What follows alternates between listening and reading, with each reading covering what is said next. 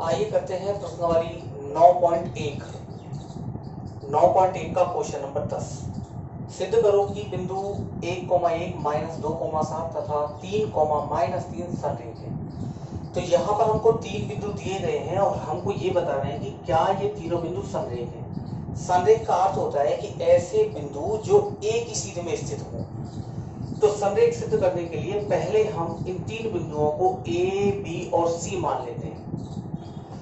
तो हमें क्या करना होगा, पहले ए बी के बीच की दूरी, उसके बाद बी सी के बीच की दूरी और उसके बाद ए सी के बीच की दूरी निकालनी है। तो पहले हम ए बी के बीच की दूरी निकालेंगे तो हमें ए बिंदु लिखना होगा।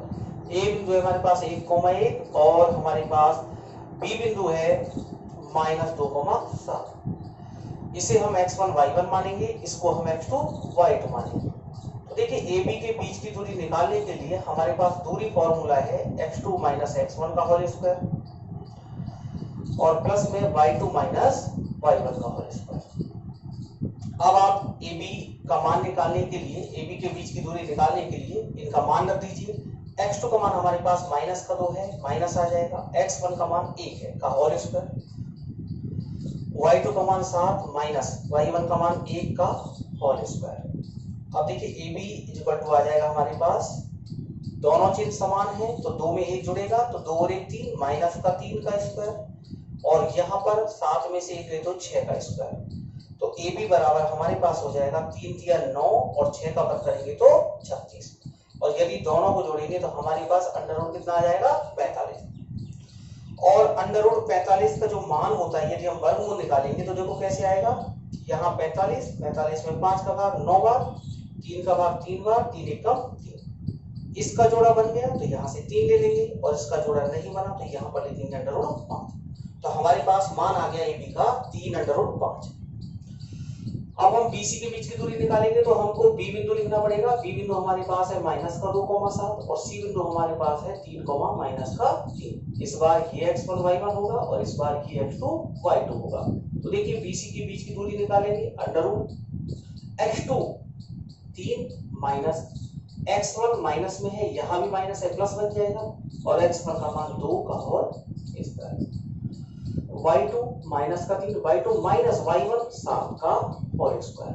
तो BC इक्वल टू आ जाएगा अपने पास 3 और 2 5 का स्क्वायर 25 होता है, 3 और 2 5, 5 का वर्ग 25 और यहाँ पर देखिए 3 और 7 जुड़ जाएगा क्योंकि दोनों चीज समान है। 3 और 7 को जोड़ेंगे 10 और 10 का वर्ग करेंगे तो कितना आएगा 100। तो BC बराबर हमारे पास आ गया 125। और यदि हम 125 का वर्गमूल निकालेंगे तो ये आएगा 5 अंडर रूट 5। तो आपके पास ए बी आ गया, बी सी आ गया। अब हम निकालेंगे ए सी। तो देखिए ए सी के बीच की दूरी निकालने के लिए वही सूत्र काम आएगा। ए सी का मान निकालने के लिए x2 - x1 का होल स्क्वायर और y2 - y1 का होल स्क्वायर। तो देखिए ए हमारे पास यहाँ है, सी हमारे पास यहाँ है, ये x1 y1 हो जाएगा और ये हमारे पास x2 y2 हो जाएगा। तो देखो x2 - x1, तो x2 कितना है 3, x2 - x1 कितना है 1 का होल स्क्वायर, x2 - x1 का होल स्क्वायर और y2 माइनस का 3 माइनस y1 1 है का होल स्क्वायर। तो AC बराबर हमारे पास आ जाएगा 3 में से तो 2, 2 का वर्ग कितना होता है 4 और 3 में 1 को जोड़ेंगे क्योंकि दोनों चीज समान है तो 3 और 1 4 और 4 का वर्ग करेंगे तो 16। और देखिए AC का मान हमारे पास आ जाएगा 16 और 4 20 अंडर रूट 20।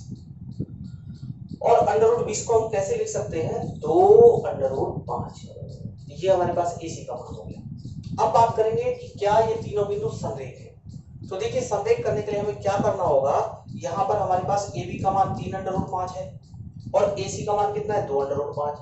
यदि हम इन दोनों मानों को जोड़ देते हैं तो इन दोनों का योग किसके बराबर आना चाहिए BC के बराबर। तो देखिए हम लिखेंगे यहाँ पे BC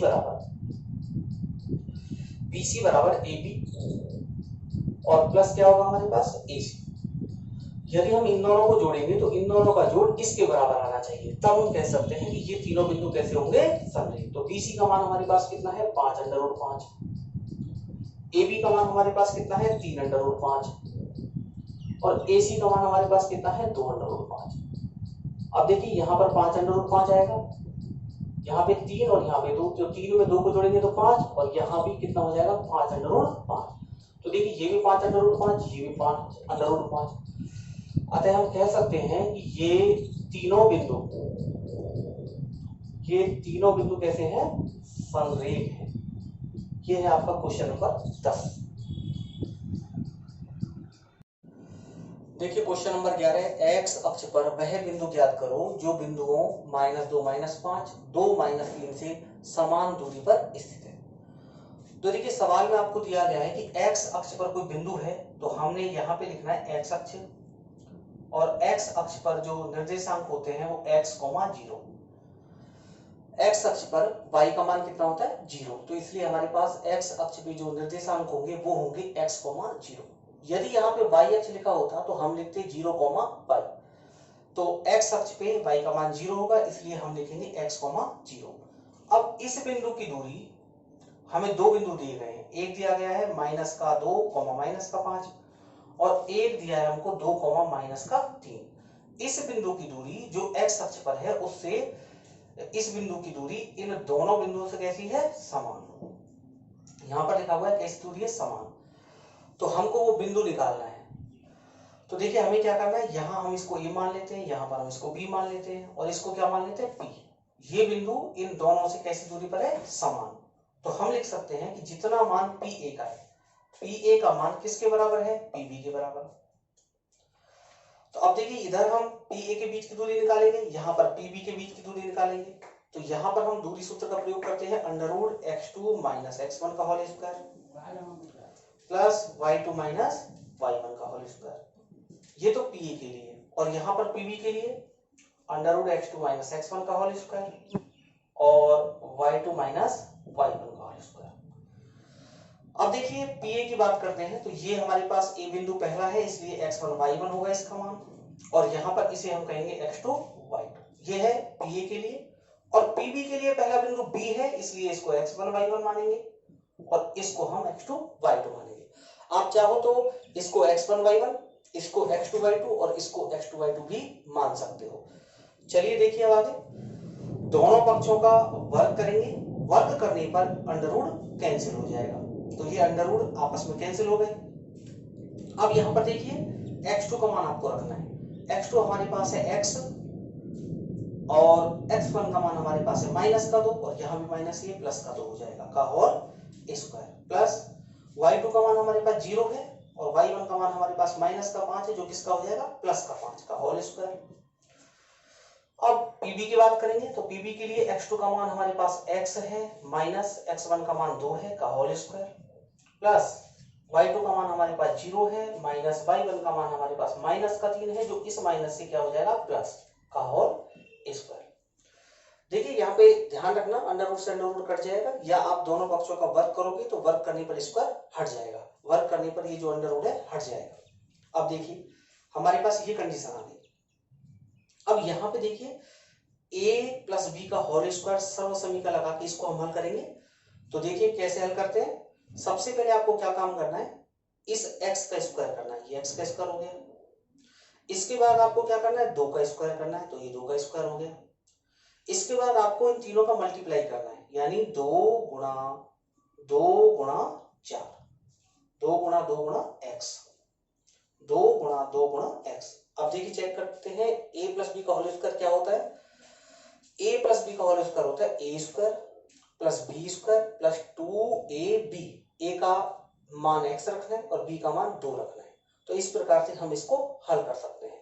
यहाँ पर 5 में 0 जोड़ेंगे 5 आएगा, और 5 का वर्ग कितना होता है, 25, बराबर में चलते हैं। यहाँ पर हम a - b का होल स्क्वायर सर्व समीकरण का प्रयोग करेंगे, और जो होती है a² - 2ab + b²। देखिए कैसे प्रयोग करना है, सबसे पहले x का वर्ग करेंगे, इसके बाद यहां से 2 का वर्ग करेंगे, और -2ab 2 गुणा 2 गुणा x। देखिए इसको a का स्क्वायर + b का स्क्वायर और -2ab, और प्लस यहाँ 0 में 3 जोड़ेंगे 3, और 3 का वर्ग कितना होता है, 9। तो इस प्रकार से हम इसको a + b का होल स्क्वायर से और इसको a - b के होल स्क्वायर से खोल सकते हैं। एक बार फिर से देख लीजिए a + b का होल स्क्वायर कैसे।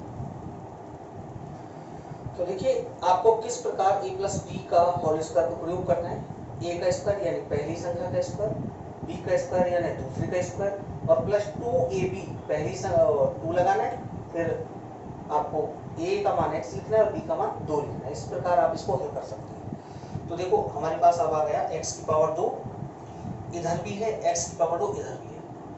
हम जानते हैं कि बराबर में समान संख्या अगर हो तो हम उनको कैंसिल कर देते हैं, काट देते हैं। तो x स्क्वायर से x स्क्वायर कटेगा, 2 का स्क्वायर से 2 का स्क्वायर कटेगा।